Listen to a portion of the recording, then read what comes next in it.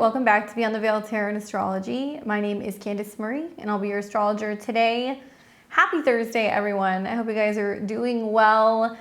Back at it with another video. Today we're going to be taking a bit of a preview looking at this up and coming Mars and Gemini transit. If you guys like my content, you want to see more of it, click the bell button below, subscribe to the channel, that way you're alerted as to when I have new videos. I am here every Tuesday, Thursday, Friday, and Sunday, trying to make sense of what's going on in the cosmos. All right, so don't forget to like, comment, share. I appreciate your guys' comments. I try to get back to everybody, but definitely leave me some comments below about where this is happening in your chart. Especially if you happen to have any of the aspects that we touch on. So Mars and Gemini people, I'd love to hear from you guys. And this particular transit is actually going to be heating up here in just a couple of days. We are in the final moments of Mars's transit through Taurus. It's been a little rocky, obviously, over the last week or so. But now that it is concluding, we are actually going to see some really nice aspects with Mars. Mars transits are really important because Mars rules the North Node in Aries. So for all of us collectively, there's like a shift in our focus. And obviously, if you're ruled by Mars, you're going to be feeling this a little bit more. So those of you guys who are Aries or Scorpio risings, your chart ruler is on the move. And my Geminis, Sun, Moon, and Rising placements, you guys are really going to feel this ingress as well because Mars will be going into your sign. The dates that we're going to see Mars in Gemini will be July 20th through September 4th, 2024. So we're going to have roughly about 6 weeks of this transit. And it's going to be an interesting one because we see some stuff right at the beginning of the transit that's going to be actually rather wonderful. I think the trine to Pluto is going to be great. And then at the tail end of the transit, we see things get kind of murky. So you guys know I'll take you through Mars's trek. We'll talk about some of the themes of Mars and Gemini, what to expect, what to do to best kind of work with this transit. And then I will take you through the 12 rising signs and we'll talk about where this is going to be taking place in your natal horoscope. I also touch on this in the July horoscopes. So if you guys haven't checked those out, do take a look because I talk all about the major kind of themes for the month ahead. I probably won't be talking about it as much in August unless we're, having a conjunction to Jupiter. So I probably will do a whole video on that, to be honest with you guys. Anyway, let's get right into it. Obviously, today we'll be discussing this transit, and we're also going to be kind of talking about like Mars in general. So Mars is the planet of action, right? We think of Mars as being linear. It's masculine. It is about activity. It can be about passion, it can be about conflict, it can be about war, it can be about energy. So when we look at Mars, it's all going to be about the drive that we have for the next 6 weeks, and it's moving into the mutable air sign of Gemini. So it's going to be about communication, versatility, and obviously changes because this is a mutable sign. It's a double-bodied sign. I think we're going to see lots of interesting changes and opportunities over the next few weeks. So I really just want to kind of dive into it and talk to you guys a little bit about some of the themes of Mars in this sign. Obviously, Gemini is ruled by Mercury, so it's about communication. So if we think of Mars as being action and Gemini being talkative and curious and eager, we're going to be taking action when it comes to learning, when it comes to communicating, traveling, trying new things. But by the same token, this transit can also bring a little bit of restlessness and this feeling that we need variety. So it's a great time to try new experiences, meet new people, explore, especially new ideas, but be mindful of like kind of doing too much at one time. There can be a sense of, with Gemini, we multitask. I think of Gemini as driving or traveling, and Mars could be quickly. So this is a time that you want to be mindful of speeding. This is a time that you do not want to be getting into road rage, texting and driving, right? Things we should be doing anyway, but it can be a little bit more challenging with these particular transits. It can also be a time where we find ourselves easily distracted and kind of like prone to overcommitting. Or kind of biting off more than we can chew. So it's important to stay focused and try to stay organized throughout this transit. Now, I love Mars and Gemini for a number of things. I think number one is communication. Communication is going to be king. Mars transits are good in my opinion this year. So when we see some positive aspects like a trine to Jupiter, like a trine to Pluto and a conjunction to Jupiter, it's going to be really positive for the North Node in Aries, okay? So what you wanna do is you wanna look at your chart right now. Pull your chart up, either in your software, pull it up on your phone, take a photo of it out, and look at where Gemini is in your chart, okay? The action is gonna be in that area of your life. I'll take you through the 12 signs at the end, don't worry. But basically, there are things that are going to be speeding up and there's going to be much more action in that area of your life. It is also playing off of, because Mars rules Aries and it rules Scorpio, the themes of independence, being self-sufficient, brave, action-oriented, sometimes a little combative, but Mercury is associated with Gemini, so it's going to be taking action when it comes to speaking up, communicating, writing things, learning things, traveling. This is a really great debate placement. I think it's going to be really great for like intellectual kind of back and forth. But yeah, I expect communication to be a huge focus. If you're somebody who has Mars in Gemini or Mars in the 3rd house, you know that you're excellent communicators. This is a time where we can be a little bit more quick-witted, we can be more articulate, and we can express ourselves a little bit better. And it's a wonderful transit for public speaking, writing, and any form of communication. Okay, so that's going to be positive.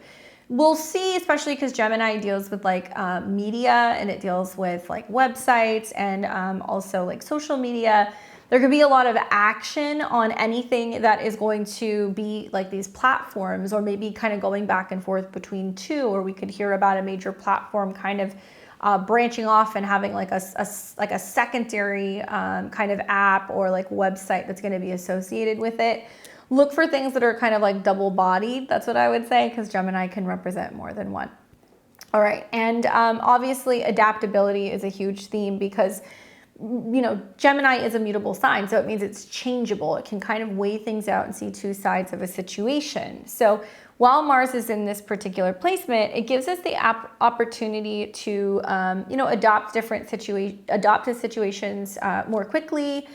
We might find that we're more flexible. We can kind of adjust and, find ourselves in new environments or be making changes maybe quicker than we're used to making them. I think of like Mars and Gemini as changing one's direction, changing one's mind. Taking action when it comes to learning something or reading something is very kind of Mars and Gemini. Multitasking, obviously, because Mars and Gemini is good for multitasking. They can handle multiple projects at one time, and they can juggle different tasks effectively. For the most part, I feel like the beginning of the transit, this is very possible. Trine to Pluto means that we can do this as long as we have support from other people. A conjunction to Jupiter means that we can, speak and write or learn at the same time, or maybe while we're traveling or while we're driving to work or commuting, we're listening and we're learning things from videos or podcasts or courses. Some sextiles to the North Node also is going to make us a little bit more active and make us feel a little bit more confident. So definitely very possible for multitasking. Where you're going to get into some trouble is going to be the end of the transit when you start seeing squares to Saturn and Neptune, and we'll talk about that. But yeah, multitasking is possible. So think about like what you can be learning, listening to, what you can be reading, what you can be taking in while you're traveling, right? So if you know that you're commuting and you have to take the bus, or you're taking the subway, or maybe you're in an Uber, have like a audiobook or a physical book, or have a podcast or something educational that you can kind of like multitask and listen to. Maybe you like to run on the treadmill, or you like to take your dog for a walk, and you're like, I haven't made time to, finish listening to something. Make an effort to learning and being able to kind of be active at the same time. I think it's wonderful for that. Learning in general, because Gemini is about what we're learning, and it's about like early development and kind of basic skills. Mars in Gemini means we can actually learn things rather quickly, and we can grasp new concepts and ideas easily, and we're always eager to learn more. So if you've been wanting to learn about a new subject, or learning about traveling to a new place, or even a new language, this can be a really great time to do that. Mars is quickness, so I kind of feel like rather than things that are very long, we want things that are going to be shorter format. It's going to be, you know, shorter chapters or shorter courses, or maybe even like learning a little bit every day, like on an app, can be great ways to be able to kind of learn and work with the quickness of Mars. Networking is huge, like I said, because media and social media is very much Gemini, and that's a huge topic with Jupiter being in Gemini right now. There's lots of new, you know, forums and apps and like other things where people can kind of socially connect. So that's already kind of, you know, kind of blowing up. But when Mars shows up, it's definitely going to be about taking action, and it's about a person trying to go and like connect with other people. And I feel like this is about being social. It's about building a wide network of contacts. It's about going up and kind of getting to know people in person. It could be getting to know people in your local environment, your neighborhood, going for walks around town, things like that. And like kind of taking action and getting to know your surroundings or getting to know your neighbors. We've got innovation, so that's a big one, because I feel like Mars in Gemini is about innovation and creativity, and this is about coming up with new ideas and unique solutions to problems, and the problem solving is going to come through communication. It's going to be like learning how to communicate and talk to somebody instead of like arguing with people, which, you know, Mars energy has a tendency to do. We're learning to sit down and like listen to people rather than just waiting to talk and go, okay, I hear what you're saying. You told me this is your concern, or this is why you're upset. Like learning how to, because Gemini can be about parroting, like parroting back to people, being like, this is what I heard you say. So let's come up with a solution, and like learning how to actively participate in listening and communicating with other people. So a lot of this can be about coming up with solutions through learning how to communicate better with others, or taking action and being like, I'm sending that email, or I'm scheduling that meeting. I love Gemini because they're very curious creatures. So this can also give us a little bit more of like a curious nature, and it can make us very eager to want to explore new places. And not just places, you know, Mars can represent going places, going on adventures, road trips, but it could mean maybe topics or books or hobbies or parts of town that we wouldn't typically kind of explore. Getting to know our, you know, like I said, our community, and maybe it means that, you know, you're walking and deciding to, you know, instead of taking your usual loop where you go left, you go right, and then you go to another part of town, you know, and you kind of explore a little bit. This is about kind of just getting out there and being a little bit more active, or maybe kind of like being on your feet and getting curious about people, places, and things. Now, Gemini craves variety. That's one thing that you need to know. It likes being able to have options or choices, and oftentimes when we see transits in Gemini, we see twins or dualities or things that kind of come in pairs. So some of you guys can feel like, oh, I want this, and then something else kind of arrives with this transit, which is totally fine. It's okay. You know, we need to kind of keep an open mind, and we need to be open to change. And part of this is also because Gemini can easily get bored, and like they need this sense of stimulation and excitement, especially mentally. So we can find that we're really craving, with Mars and Jupiter in Gemini, someone to talk to, someone to pick up the phone, someone to, you know, like engage with on social media, somebody who we can go for a walk with, someone who we can hang out with. Like there is this sense of being like, I want to exchange, connect, and communicate with other people. Jupiter being in the mix also, by the way, is global. So it's going to be about getting involved in the global community, communicating and connecting with people who may be in other places.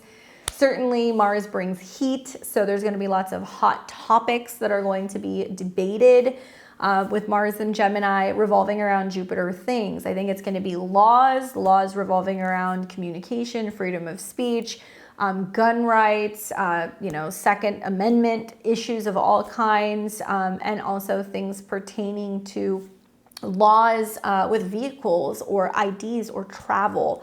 I think that's something else that we may potentially be hearing because Mars and Jupiter are going to be in the same sign. The one thing that I think about also is that Gemini is an air sign, so it's very much about like your mental state. So this is going to help us, I think much more quickly on our feet, you know, come up with solutions on the spot, suddenly feel passionate about writing something or learning something, and we may feel like there is this spark where we feel like we need to say something or we need to share something with the masses. So, you know, it's probably helpful to kind of keep like a notebook nearby. You might find that you're a little bit more active with emails and meetings and phone calls and social media, because there's going to be a lot of excitement going on there.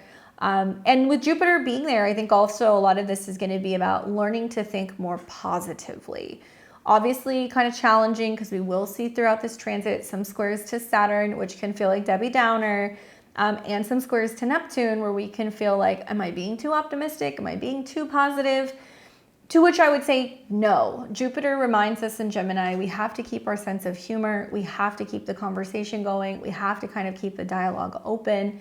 And I really feel like this is really encouraging people to take action and really start focusing on the positive, the silver lining, what we could do rather than what's not working.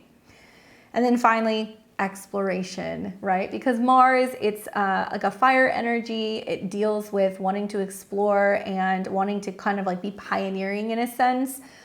So Mars in Gemini definitely is going to be encouraging exploration and adventure. So you may find that you're looking for new experiences, you're more willing to take risks, you're more willing to go places and do things that you typically would not do.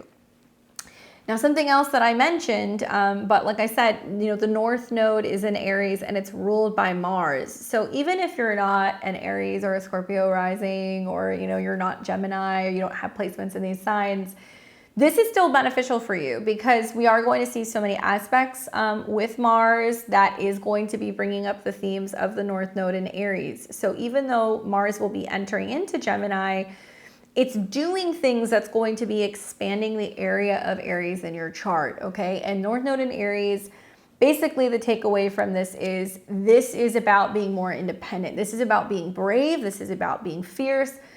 Maybe, you know, channeling more masculine energies. Maybe it's about channeling more independence and working on yourself and what you need. That South Node is in Libra, so it's about moving away from codependence, traditional relationships, you know, feeling like you have to be partnered or kind of tied to someone or something.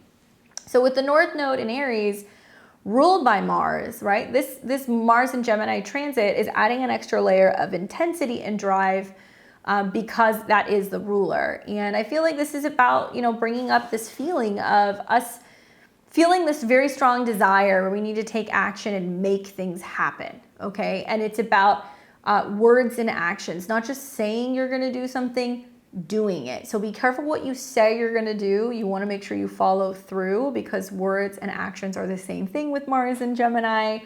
I do feel like this is also going to be, you know, very much kind of connected to personal growth and self-expression. You know, the North Node in Aries encourages us to be assertive. And I think a lot of this is really a transit that's about us stepping outside of our comfort zone and pursuing our passions. And for some of us, that's going to be writing, that's going to be sharing, that's going to be traveling, and also just like telling people, like, you know, giving people a piece of our mind, you know, just telling them exactly what we think and kind of how we feel. And it can be very inspirational with Jupiter kind of being in the same sign.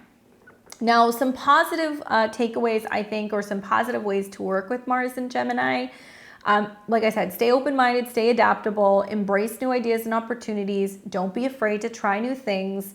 It's also a great time to work on your communication skills, and whether that's through like writing or speaking or networking, building a website, joining a new social media platform. Stay, you know, open, stay organized, and stay focused, because this is about exploring, and this is also about experimenting and trying something new. Gemini is media, okay? So it may mean maybe you always listen to like a certain like news channel, and you're like, I'm gonna go and listen to a different news channel, or I'm gonna listen to an independent journalist. I think a lot of this is gonna be about independent journalism, honestly, and where it's differing from kind of legacy media. It may mean that, you know, you're used to, you know, like I said, always going a certain way to work, or taking a certain kind of route, and you decide, I'm going to go in a different direction. Yeah, just keep an open mind. And I think a lot of this is also about learning to think independently, because Mars is very independent. So rather than caring about what other people think or what other people are going to say, or whether or not there's going to be some kind of judgment, for speaking up for yourself or saying what's on your mind, or you know, maybe being honest with other people about what's best for you. Like, come out with it and say it. And I think the more that we see this happen as Mars and Jupiter are coming into conjunction, the more that there is going to be this kind of like wave of everybody starting to kind of speak the truth and, you know, be more authentic, and also like not feel like they're afraid or like they need to censor themselves or that other people are going to judge them. And it's going to create an environment where like that has like a ripple effect for like a lot of other people. I do think it'll start on social media. I think also a lot of it's going to be what's going on in our local communities, and then it will like kind of expand outward. Anyway, I want to talk to you guys about the major aspects that we're going to see that, you know, Mars is going to be making throughout this time. You can also click the link in the description below. I have all of this there for you, the dates and the aspects that Mars will be making, so you can go and cross-reference and you can be like, okay, this thing is happening on this day. Like I said, the transits off at the beginning, like right out the gate, are actually pretty great. So I think that it's going to be a lot calmer than some of the chaos we've been feeling with Mars and Uranus in conjunction. I know the last couple of days or so has been intense, but we are actually going to start to see that kind of dissipate, and things are going to get a little bit easier to kind of navigate with this Mars transit. Anyway, one of the first big aspects that we're going to see is actually going to be happening on the 21st, and this is the day of that gnarly full moon in Capricorn. Okay, so it will be at 29 degrees, the Capricorn full moon, the blue moon. Even though that has nothing to do with the, you know, with Capricorn, it has nothing to do with Saturn. This is when we are going to see Mars actually coming into a trine with Pluto. And that moon is 1 degree away from Pluto. So when we think about a full moon, completions, it's 29 degrees, so it's going to be very karmic. And then on top of that, it's conjunct Pluto. It means it's going to be about major transformations. Maybe we have felt emotionally blocked. Maybe we have felt limited. Maybe there are some big things that we need to clear. I think I said in my video, it's setting the stage for what we're really working on in terms of power struggles with leadership, with control, with our career-related matters, and what we need to break through, right? Because it's at that 29 energetic degree, and Pluto will go back in September through November to that degree. So there's a lot to kind of work on there. Obviously, out in the world, big power changes are going to be happening, right? And power struggles, I think, with Pluto at 29 degrees. Anyway, so the real first big transit, the first aspect that we're actually going to see with Mars in Gemini is actually going to be on this full moon. So right after the full moon, we're going to see the moon then ingress early in the morning on the 21st of July, and it's going to go into Aquarius. It will immediately conjunct Pluto. Okay, so remember that the moon represents our emotional body. This is how we're all feeling collectively. So everybody's going to be kind of like white knuckling it, I think, the 20th and the 21st, and we're going to feel like we're on the edge of our seat with just some critical situations, or feeling like there is some kind of like major process that's coming to a completion, or, you know, maybe we're finally breaking through some kind of fear revolving around something.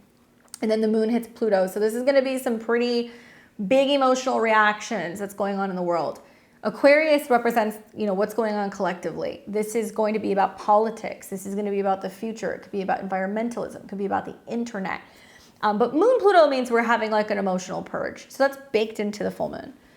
And Aquarius is an air sign, so it's social. And it will immediately come into a trine with Mars at 0 degrees. Okay, so 0 degrees, 0 degrees, 0 degrees. 0 represents a new beginning. Think of it as planting a seed, right? When you plant a seed in a garden, you don't really see what's going to grow yet. You just know it's there, and you have to water it, give it some sunshine, and something is going to grow.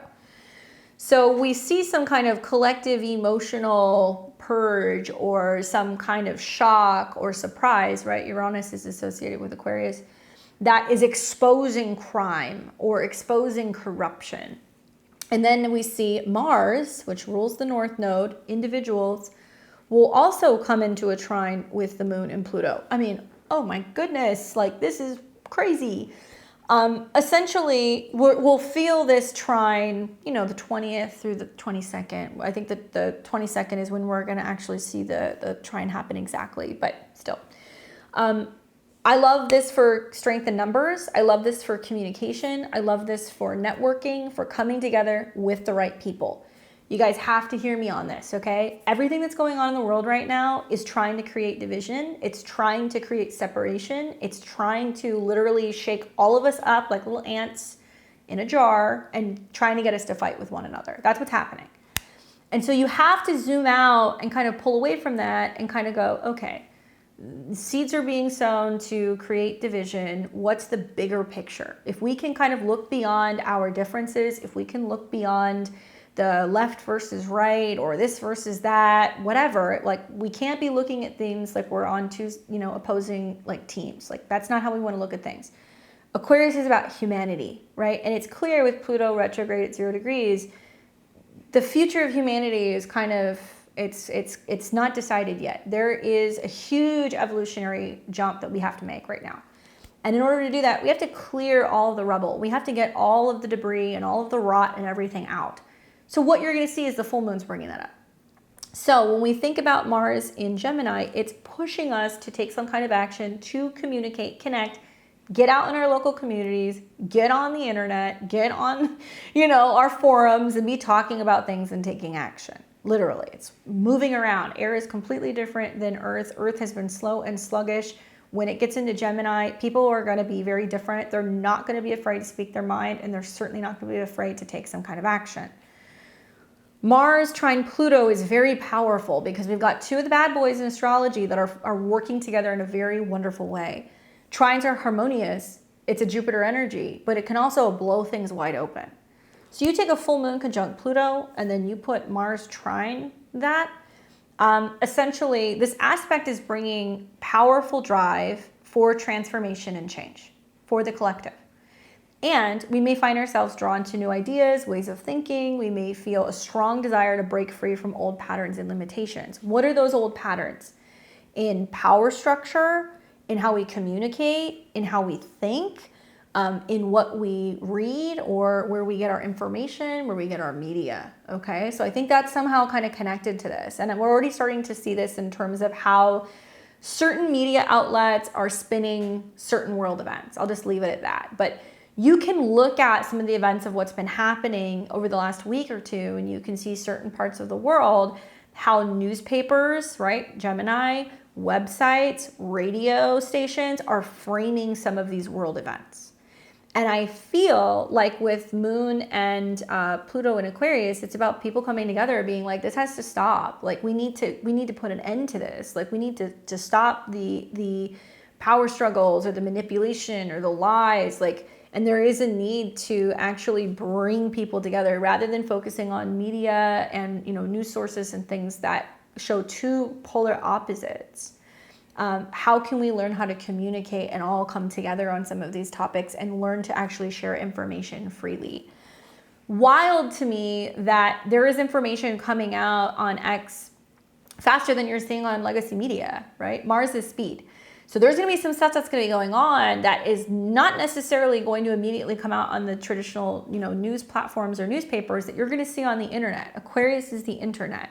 Social media is Gemini. So they're working together. So there's going to be people in the field, in person. I think Mars is going to be people who are brave. And, I think of Gemini as journalists, people who are going to be in the now being like, I'm live streaming. I am on the scene. This is what's taking place. Like actually exposing crimes and like coming out with truths that some powers at be like don't want us to know. Like just to put it plainly, it's about exposing that through communicating with each other. And like I said, 0 degrees is the new beginning. So there's going to be something beginning right around the time of the full moon where we're all starting to kind of come together and being like, we need to find a better way to communicate, or we need to kind of stick together because we are all in this together. So we need to learn how to better kind of communicate.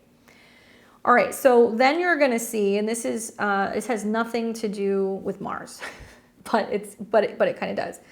On the 5th of August,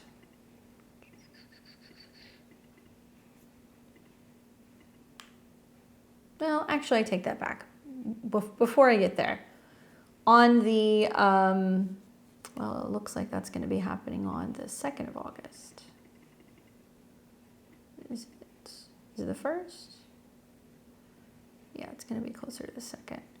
So late at night on August 1st, kind of going into the 2nd, you're going to see Mars and Gemini sextile the North Node. Okay. It's a quick transit, but it's important. So North Node in Aries at an 8, transformations of identity, transformations of self, realizations, purging and changes. And then Mars at an 8 is going to be changing the way that we think and like what drives us and like, you know, what actions we're taking. So we're realizing on a personal level, wow, we're changing. What's cool about that is that simultaneously we're also going to see a Mercury retrograde that's going to play out. And Mercury will go from Virgo back into Leo. So it's going to be about speaking in a more heart-centered way. It's going to be about being authentic. It's going to be dramatic. And I really feel like this is about people being like, I need to change my mind, or I need to change the way I communicate, or it's okay to accept a different narrative, or it's okay to say, I was wrong, or I didn't know better, or I didn't have the facts. And so a lot of this is going to be about owning that. It's going to be about acknowledging that it's okay to change your mind, basically. And so I think there's going to be a lot of fireworks through the Mercury retrograde with the squares to Uranus that is going to definitely kind of ruffle some feathers, and there's going to be some physical and financial repercussions for people changing their mind. But this is where individuals start to wake up and they go, okay, I need to do something different. And remember, Mars is now. It's like a fire energy. It's like lighting a match. I must do this now, especially with the North Node in Aries. We're more impulsive. So we're going to be feeling impulsive to travel, impulsive to move, impulsive to write, to share, to get, you know, to get on the internet, to be telling people what we think and what's on our mind, or to be writing something down. This is also pushing us to take action, like I said, in our local communities. All right, so that's happening on the 1st. And then on the 5th, Mercury will turn retrograde. And even though that has nothing to do with Mars, it does because, you know, Mercury is the dispositor for Mars, right? Gemini. So whatever is going on with Mercury, if it's retrograde, if it's sextile, if it's trining or conjunct something, it is connected to Mars. So something to think about is that if Mercury is retrograde, it means that something, especially in Virgo, something about health, about work, about routine, about our habits, about our schedules. This can also be about health services, is getting reworked. Right? And if you guys saw my video on Tuesday, I talk about how when Mercury turns retrograde, it'll meet with Venus, which means we're rethinking money, rethinking values, rethinking relationships. And we are probably doing that because our mental side is kind of winning the war. And we may be in relationships, but we're like, this isn't really, it's not healthy, right? Mercury retrograde conjunct Venus. It doesn't feel right, or I'm not getting that same, you know, exchange that I once had, or, you know, maybe it's just not fitting, it's just not working, or not getting what I need. Anyway, so what's going to happen with Mercury kind of going through that is that as Mars is, you know, going through Gemini, it's influencing the actions that Mars is taking. And Mars is getting very close to Jupiter, and Jupiter is truth. Okay, it is the truth of the matter. It is the lesson. It is the moral high ground. It could be also about you know, the truth in what you read or what you believe, I guess. This is also going to be, I think, about like laws. So some things that kind of come to my mind while this retrograde is happening is, okay, there is some kind of breakdown or change that's going on with health or health services or jobs or something revolving around service industry, and there could be some very quick snap decisions regarding laws and laws that are potentially pushed through very quickly because Jupiter is laws, okay? Mars is quick and Jupiter is laws and Jupiter is travel. This could also mean that because people are not feeling totally thrilled about their health or about their relationships, people are going to feel called to make snap decisions about what they're going to change. So it could mean, I don't like this job, I'm quickly quitting, I'm going to go and find a new job on the internet. This relationship isn't working for me. You know, usually I'm able to just kind of stay patient and present and not cause a fuss, but, you know, I might snap and, you know, say what I really think or how I really feel. And then obviously that could have repercussions. So be mindful that because we're going to be already in this state of reworking things and a little bit more critical, we, on one hand, can say some things or do some things that can have repercussions. But the positive here is that if we really get sick of our own shit and we're like, I've been complaining about this job forever, I really just want to leave, you know, this may be the transit where you're like, that's it, I'm done, I'm finally going to do it. If you have been saying for a long time, I'm sick of having health problems and like not feeling well and, you know, not doing my due diligence to eat well or work out, you may finally break down and say, that's it. You know, I'm buying a bicycle, which would be great, by the way, with Mars and Jupiter in the third house. I'm buying a bike or I'm getting a walking pad, or, you know, I'm finally going to go and sign up for, you know, that gym locally and I'm going to do it. Because it's about making lemonade. It's about getting so frustrated that you just push through something. And Mars and Jupiter coming together, I think, is actually going to show you that with enough pent-up frustration or mental frustration or agitation or friction that you're like, that's it. I'm going to, you know what? I'm going to make lemonade. I'm going to turn this into a good situation. So if you're feeling beat down in the beginning of August, I want you to look at the situation and go, how can I turn this into a positive? How can I use some of this agitation and kind of, you know, make light of the situation and kind of like stick it to them? You know, like that, maybe that's just me. I have Mars Jupiter aspects, so I kind of feel like all of the big things that I've ever really done personally in my life, or, you know, relationships with work, whatever, those things have always stemmed from somebody saying to me like, oh, you'll never do it, or you'll never make it, or like, don't waste your time, or you'll never be able to achieve that. Like for me, that's what really kicks my Mars Jupiter into overdrive. And I don't care if it takes me 2 years, I'm going to be like, I'm going to show you.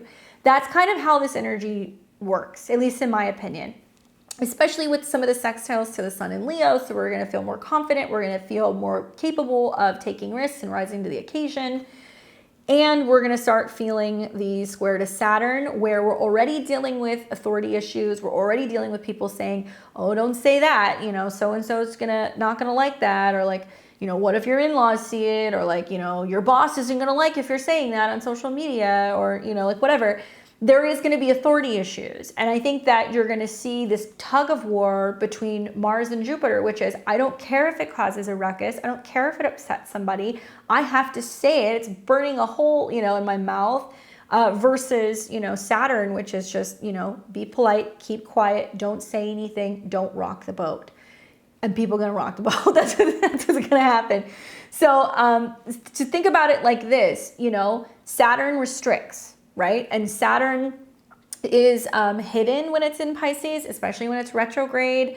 It's about hidden groups, secret societies, things that have been swept under the rug, about hospitals, about prisons, about religious organizations even, right? And some kind of like shadow government. I hate to say that, but that's what it is. And maybe this is going to be, I think, another wave where we're going to see a lot of censorship issues. We're going to see people who are getting shadow banned. We are going to see people saying, well, I can't access that video. I can't see your posts. It's not coming up. Weird. Like, you know, why didn't I see this? Because things I think are going to be throttled. So what is Gemini? 2, have a backup plan. If you're somebody who gets all of your news from Facebook or Instagram or MSNBC, Fox, CNN, I don't care. Have a backup plan. Have a second account. Consider creating a second account. Go and have other journalists, independent journalists, and people that you follow, because you might be like, oh my God, I'm getting my news so much faster from this source, or oh my goodness, you know, I'm getting so much more out of this journalist, or, you know, this news station or this radio. And they're not telling me anything. And some people are going to be like, what the heck? I feel in the dark. Why didn't I hear this news? Or why was this news spun? So welcome back to censorship. It's coming. Also, technology is Pluto and Aquarius. You know, systems and analytics and stuff, that's more kind of Gemini. So I think that we're seeing that there's some stuff that's being, you know, algorithms or some things that are in social media that I think is going to be impacting visibility and what accounts you follow. And there, you may have to go and like look at some of your settings for some of your social media because it may change. Then we think of Jupiter and Mars and Gemini. So this is expansion of media, expansion of independent journalists, expansion of free speech, communication, driving, IDs, media, school, children, breathing, air, okay? I think we're going to hear more about new updated models and cars and laws and things that are being put in place to limit how fast you can drive, where you can go, tracking and sensors and things connected to apps and the connection to your car, surveillance and things that's now being kind of built into cars or phones or other things like tracking. I think we're going to hear about tracking coming back, which gives me like 2020 PTSD. I just think about like in 2020 and 2021, like the updates that you would get on your iPhone where it would be like, oh, do you want to update your tracking? Like, you sure you don't want to track where you are? Like, maybe it's just me, Sun, Mercury, Pluto, and Scorpio, a little paranoid. But for me, I'm like, what is it tracking? Like, and who has that information? That freaked me out. So I look at Mercury going retrograde in Virgo, and that kind of being connected to Mars and Jupiter. I think there's gonna be either an event or there's gonna be a situation that's unfolding that's prompting people to potentially enter back into tracking or finding out more about health records that may be on your phone or something that gets hacked into, or new IDs and other things that people potentially have to show, or verification for social media, and why that's coming up. I think these are going to be like topics that are gonna definitely kind of come up. So, all right. So then on the okay, so I want to go back for a second because I realized I missed something. Sorry. We're going to see on the first, sorry guys, a little out of sync here. We're going to see while there was that sextile, there was also a trine to the south node. Okay. So Mars trine the south node in Libra. This is bringing a sense of harmony and balance, which is a good thing. We see the north node ruler in harmony with the south node. We may find ourselves drawn to relationships or partnerships that feel supporting and nurturing. And then obviously the sextile to the north node is going to be more about bringing forth a sense of forward momentum and progress, making strides towards our goals, and finding ourselves taking on new challenges and opportunities. This is where we're like game on, we're willing to kind of accept the challenge. Okay, so then on the 5th, Mercury turns retrograde. So we did that. We see the Mars-Jupiter conjunction approaching. And then on the 14th, we see the conjunction. Okay, and so it's like, sometimes I see transits. Do you guys ever see transits like this where you're like, oh, it could be so good, and then there's like a catch? There's always something happening in the cosmos where it's like there can be a really good transit and then something is like, gotcha. This is one of those days. So first of all, Mars conjunct Jupiter in Gemini. Let's just unpack that first. This aspect does bring a burst of optimism. So that's good, okay? It makes us more enthusiastic. It makes us more, I think, optimistic about moving forward, about saying things, learning things, writing things, traveling. We may feel more confident and expansive, and we may also find ourselves taking on new projects and pursuing new opportunities. So that's good. The challenge is that right when this is coming into conjunction, right, it's also coming into the square with Saturn. So if you guys remember, I said August and December, Jupiter will square Saturn, which in its own right basically means think of Jupiter and Saturn as in the square. Saturn's got a lasso. He throws it around Jupiter and he says to Jupiter, hold up, hold your horses, pun intended, if you guys know what Jupiter rules. You're not going anywhere, right? And Saturn wants restriction. It wants, because it's in a superior position, it wants to kind of bear down and say, no, you can only say so much, you can only do so much. And Jupiter's like, what the heck? I got to move forward, especially with Mars. I got to fight, I got to share, I got to get the news out. This is a huge censorship thing here. This makes me wonder, are they going to start requiring certain certifications or approval of journalists? Are they going to, be issuing only certain journalists access to certain places with leaders, or, big things going on with government? Is there going to be a sense of keeping press away from certain places and things? Maybe. And then this is also going to be happening at 16 degrees, okay? So 16 degrees is a Cancer degree. It's going to be about what action you're doing to defend or protect your home, family, emotions, your community, right? Gemini, your vehicles. We may see like a string of like issues with vehicles that are having break-ins and cars that are getting stolen. That can happen. We can definitely see that there can be more kind of conflict going on in some communities, like with neighbors and stuff. That can happen.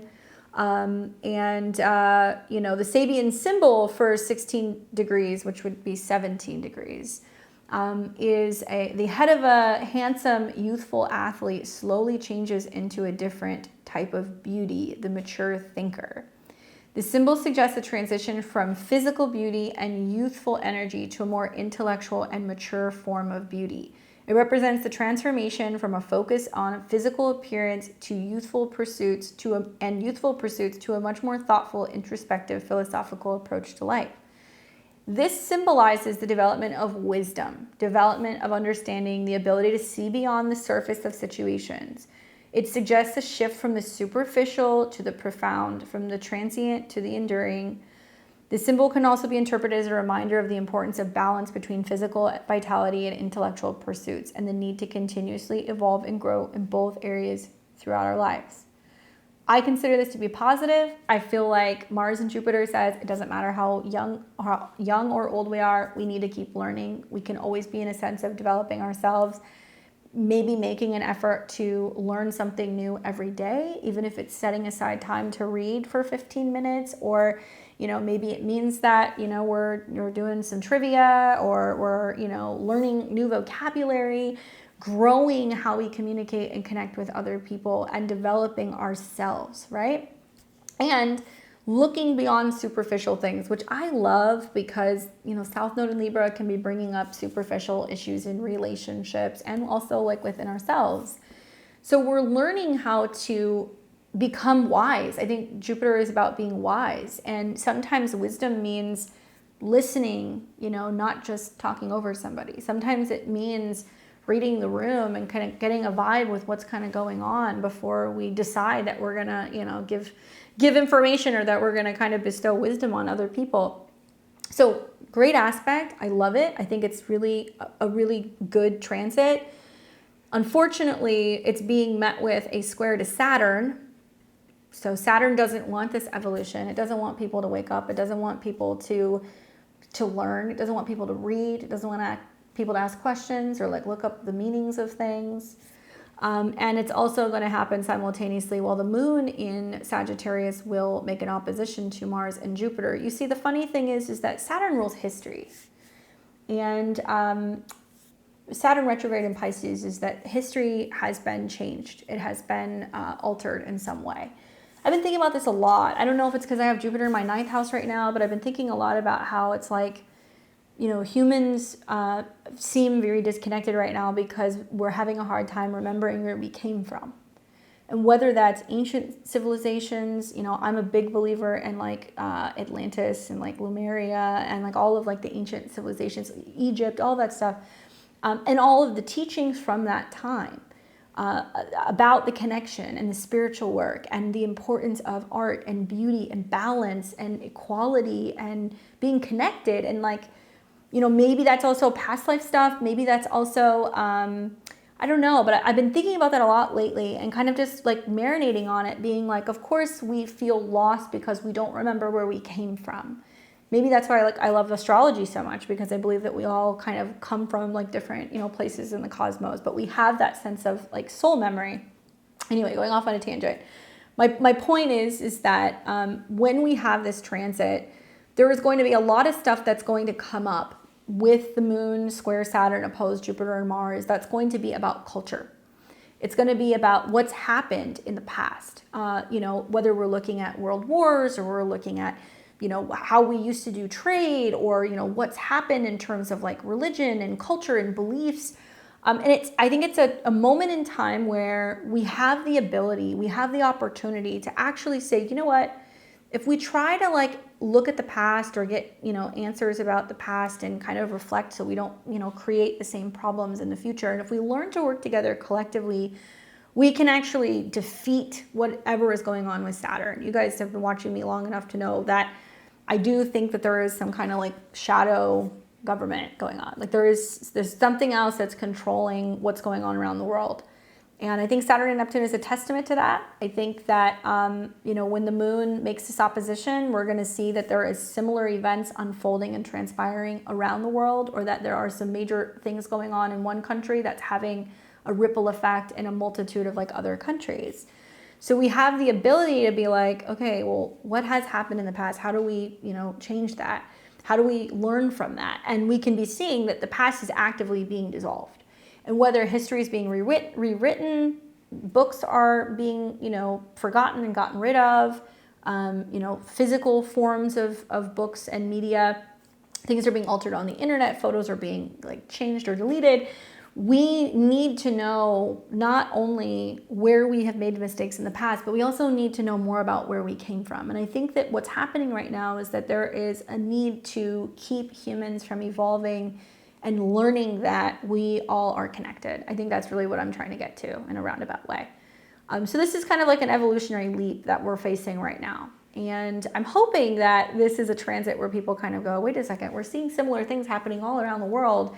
Even though we live in different countries or different cultures, we're all starting to kind of see the same kind of like bars coming down, which is like limiting and isolating us and making us feel smaller than we really are. But there's a lot more of us than there is of them, right? Anyway, so the way that I see this is that, you know, this is about evolution, and this is about learning to see similarities in other people rather than kind of seeing division. And then the next aspect we're going to see is on the 16th of August. We're then going to see Mars officially come into a square with Saturn. Okay, so because it's like within a couple days, you're already kind of feeling that around, you know, the time of August 14th. But nevertheless, the exact square happens here. And the irony that it happens at 17 degrees, which is a Leo degree, it's about leadership. Okay, so I remember saying to you guys in my video on Tuesday, I was like, Mercury retrograde, you know, back into Leo is changes in leadership. And you're going to hear somewhere around the full moon in Aquarius, like around the, you know, 17th, 18th, 19th of August, oh my God, there's this shocking surprise or like change with leadership in some capacity because of the Kazemi.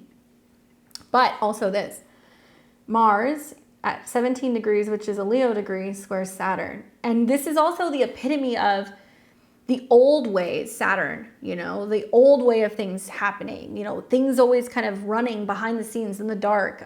You know, some call it conspiracies. Some say that it's secret societies, or, you know, how things have run for hundreds of years versus the bold, young, new, right? The people who want to inspire, the people who want to teach, the people who want to encourage other people to ask questions, to use critical thinking skills, to be smart, to speak up, to communicate, to speak out against censorship and suppression, right?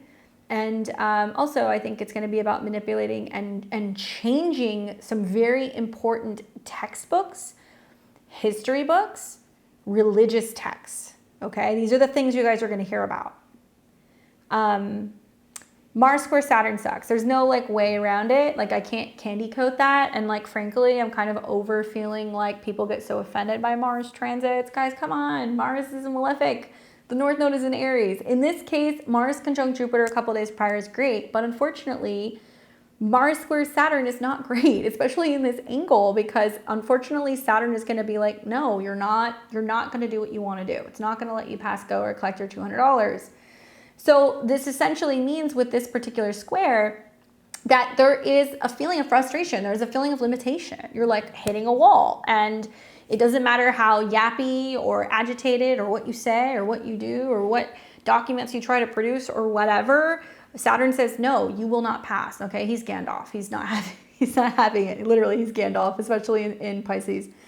And what you're going to see is that there's this feeling of being blocked. And so basically it means that we need to work through some challenges or some obstacles. And then you're going to have Jupiter come into the square also in August. So it's interesting because Mars just wants to do what it wants to do, gets from point A to point B. Jupiter wants to, you know, say this is the right thing to do. This is what we should do. This is the law, or this is, you know, the moral kind of way. Or this is what I think or what I've learned. And Saturn's going to go, I don't care. I don't care if you have your license, you can't drive here. I don't care if you, you know, graduated with this, that, or the other. It doesn't matter. We're denying it. There is going to be some really weird stuff happening where suddenly people who are used to being able to get on social media or being able to publish things, or people who are used to being in kind of, you know, press areas, they're going to get denied access. And so the question is, how do you work with this energy, right? And I told my clients all year long, and I'm sure some of you guys who are watching my videos, you know, I have said this to you in personal sessions. When you're facing this particular Mars, you know, Saturn, Jupiter square. So now we're talking about Saturn and Jupiter. You'll see it now and you'll see it again in December. I really feel like we have to focus on Saturn. We can't just focus on Jupiter. So a lot of us are just going to want to push through things very quickly. We're going to say, I don't care, I'm doing it anyway. I'm forcing my way through, or I'm going to make it happen, or I'm going to demand it, or I'm going to go too quickly. You know, this is like if you're speeding, the cop's going to pull you over, right? You go through the stop sign, you're going to get a ticket. That's what's going to happen. If something tries to move forward too quickly, too fast with a sense of force, Saturn is going to say, absolutely not. Now, in your life, you want to do the Saturn stuff. I'm not going to say you can't, you know, be optimistic and you can't be writing and learning and doing stuff. But actually, if you're trying to force the area of Gemini too quickly, you're going to have some roadblocks. I've said before that Jupiter, you know, it's traditionally associated with Pisces. It's about prayer. It's about faith. And I've used the reference, some of the biggest blessings this year will be unanswered prayers. Some of you guys are going to be begging and praying for something with Mars conjunct Jupiter. Please just let this happen. Let this thing take place. Let it take place. Let's, you know, and Saturn will say no. And this is about, in retrospect, you'll look back and you'll go, it's probably a good thing that that happened, because it showed us where the block was. It showed us what was not visible to us and what we needed to work through. It showed us, or it kind of like in Scooby-Doo, it removed the mask, you know, from the bad guy. So there's going to be some stuff that's going to happen that probably isn't going to be just, and it's not going to be fair. I guess that's what I'm getting at. And that will draw attention to it in itself. And you'll see that kind of play out through the retrograde. And then really, I think you'll see fireworks right around mid-September with the Pisces eclipse. But do the Saturn anyway, as much as I hate to say it, because next year, you know, Jupiter will go into Cancer. The second half of 2025, it'll trine Saturn.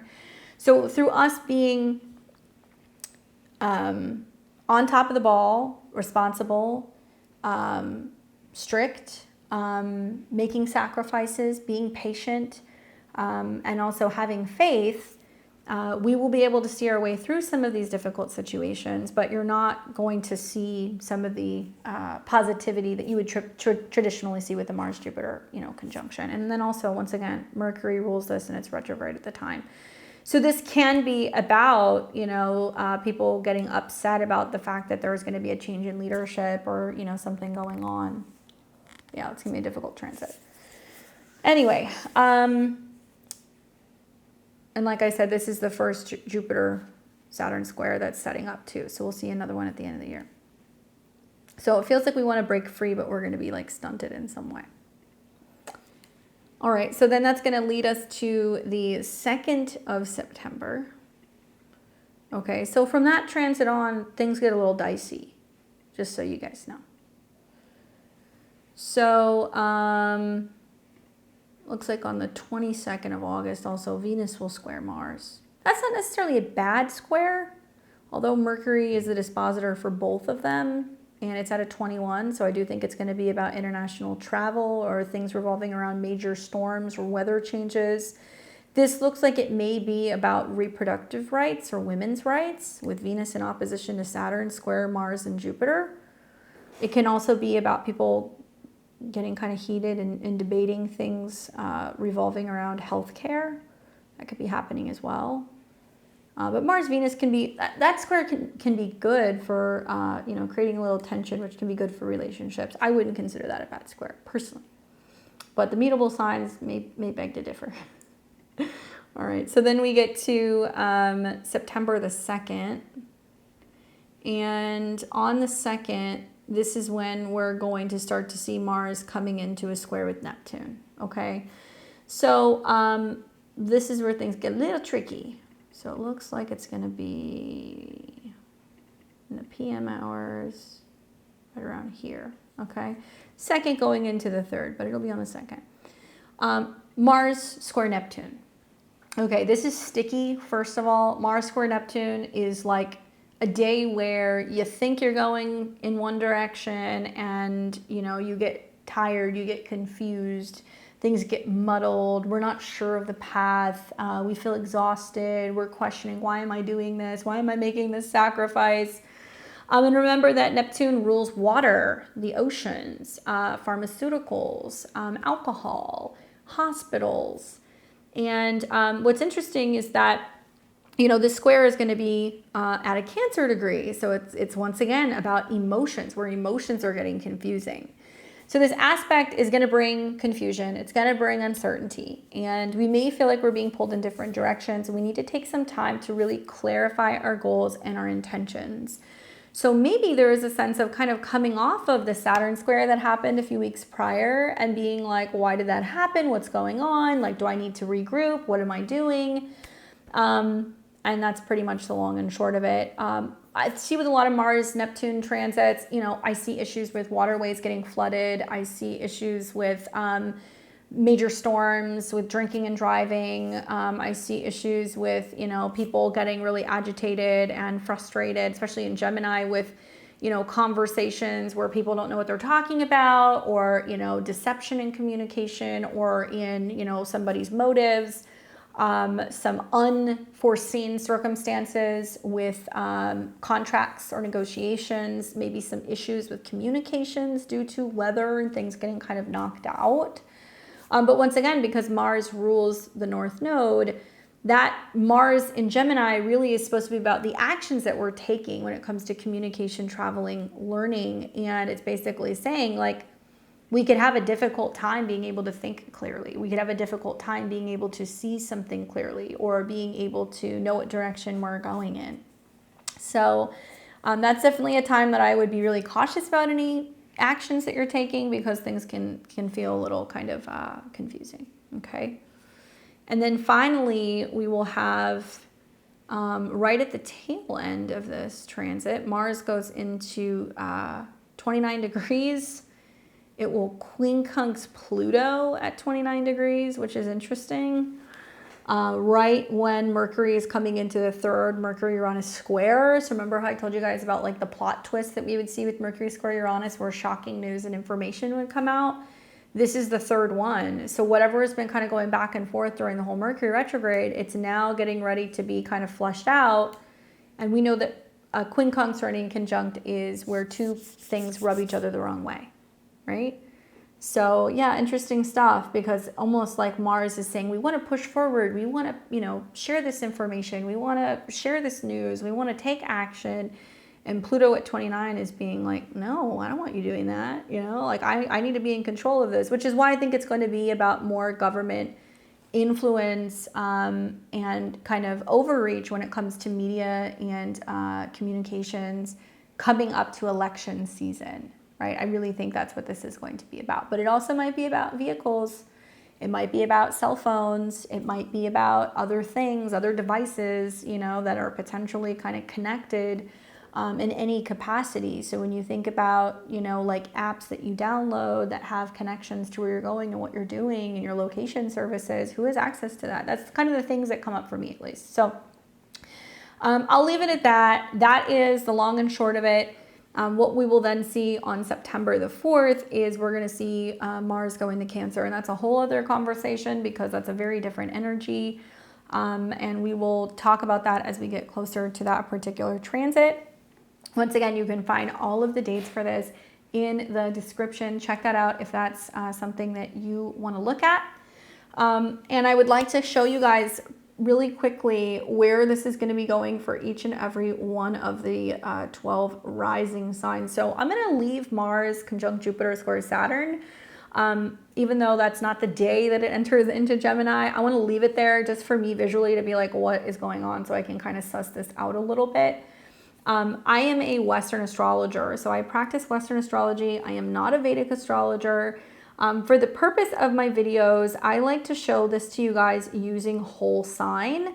especially when we have like a planet that's going to be ingressing into a certain sign. So you can use your whole rising sign, but you can also listen to your sun sign or your moon sign, whatever resonates with you. But the rising sign, I think, is going to be the most accurate. And as a reminder, Aries, Gemini, and Scorpio, you guys are the ones who are really going to be feeling this transit the most. So listen up. All right, so let's start first with my Aries and Aries rising. Okay, so first of all, Aries, you're a child of war. I love you guys. You guys are a child of Mars. So wherever Mars is where you are, right? So when Mars comes into Gemini, first of all, it's moving into an air sign, and Gemini is friendly with Aries because you guys sextile each other. So it means that when planets are going through Gemini, it is influencing who you are as a person. It's helpful, right? So what happens in the third house? We go on road trips. We sometimes argue with siblings. Sometimes we take more action in studying, writing, learning. It can also be where we're feeling more impulsive in this particular area.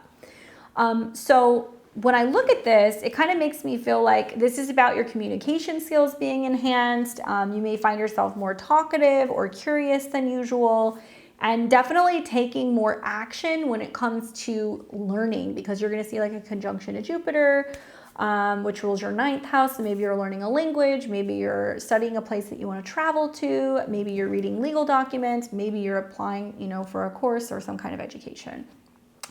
The thing that you want to think about throughout this transit is that there will inevitably be some squares to the 12th house. And where this is going to get you in some trouble is potentially if you're not checking your blind spots. Like if you're not like reading the fine print, or if you're not listening to your intuition, or if you're not looking both ways before you drive, if you're not getting enough sleep, you're not going to be able to be running on, full cylinders in your third house.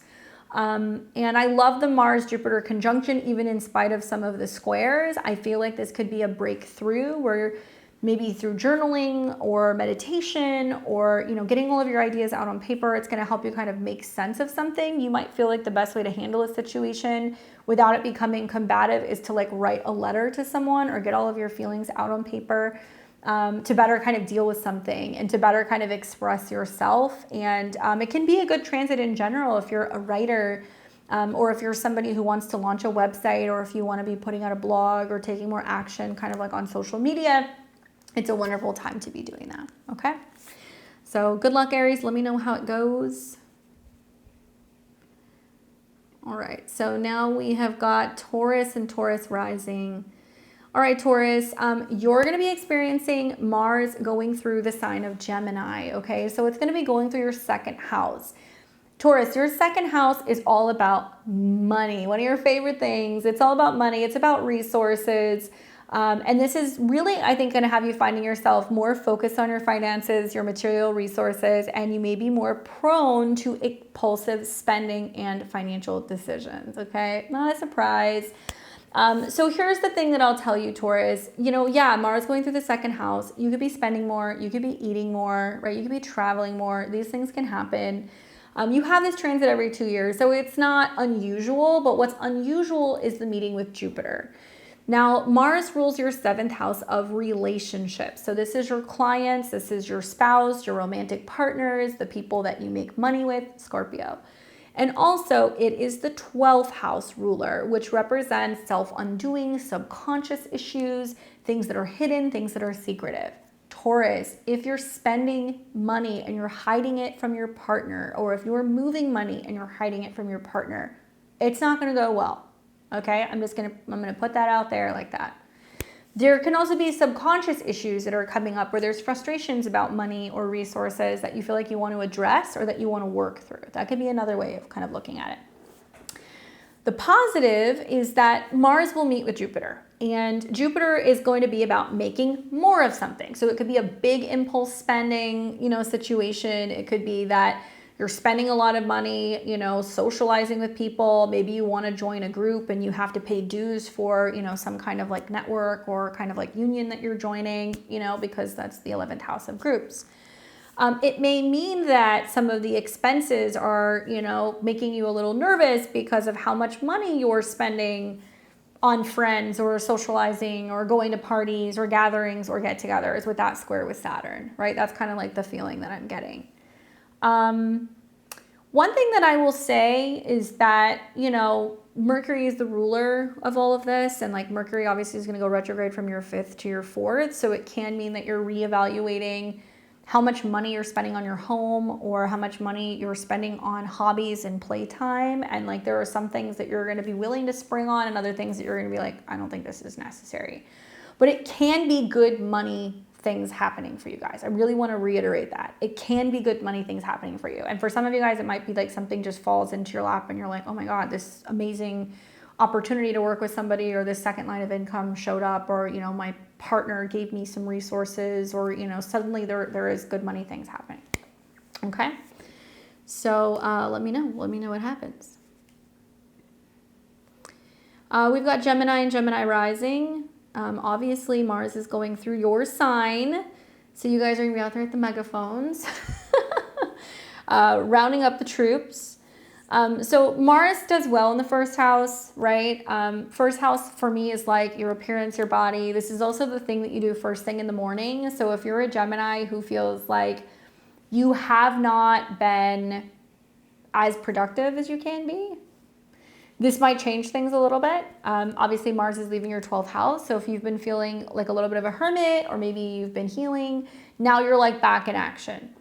So Mars being in your first house, you're going to feel more energized, more assertive. You may find yourself taking on new challenges, new projects. You might have a lot of energy. You might be feeling like working out more because Mars rules your 6th house of health and habits. Okay, so you're like, yes, let's go. That conjunction to Jupiter means that maybe you're really gung-ho with traveling or spending time with a partner, or maybe you just met somebody, or maybe you're going to be working with a lot of clients. Great aspect.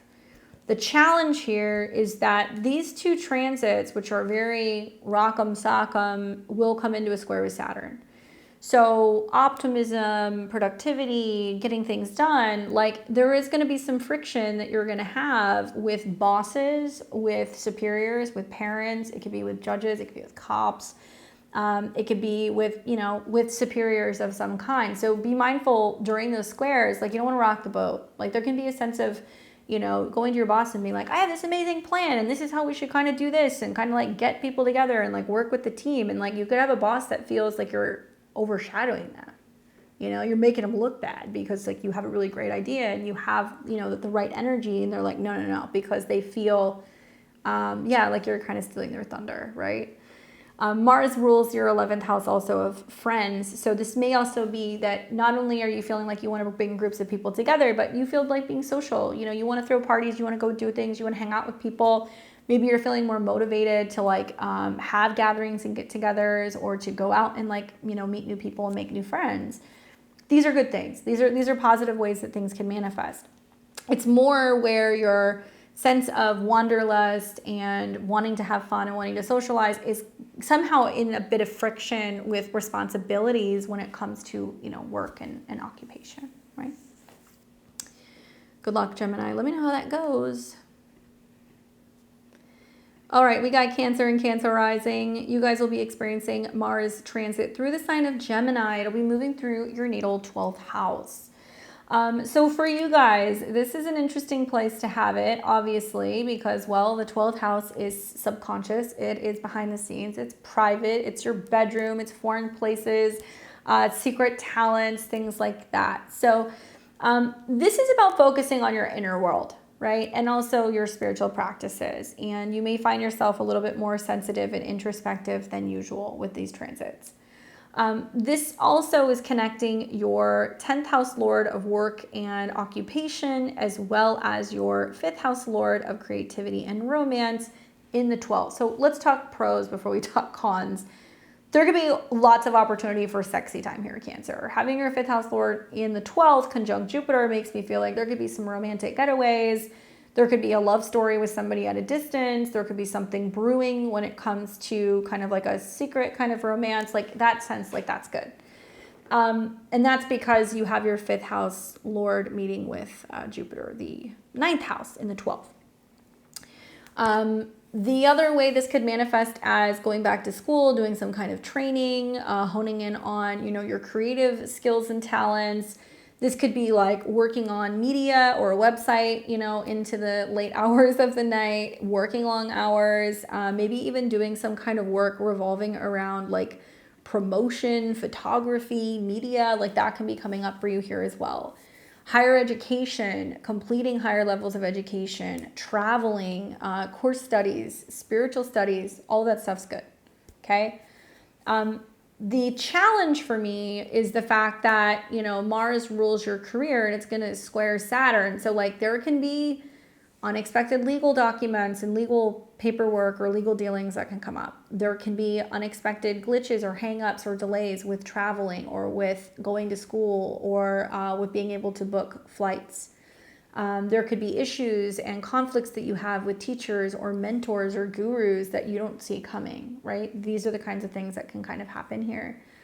So be mindful of that. You know, 12th house is also spaces where we heal. So like Mars can bring fevers, obviously touch wood, but it can. Mars conjunct Jupiter can make something heat up very quickly. It can make things swell, things like that. So I would say be careful with your hands. Gemini is the hands and it's connected to the shoulders and the lungs. So like if you got a gnarly cough, if you cut your finger really badly, God forbid, if you're having a really bad fever, you know, you might be like, man, like I'm sick. I have to delay going to class or I have to delay going on a trip. And like, you know, 12th house could be healing, right? Obviously we hope not, but I'm just telling you guys this so you know. All right. Okay. Good luck, Cancer. Let me know what happens.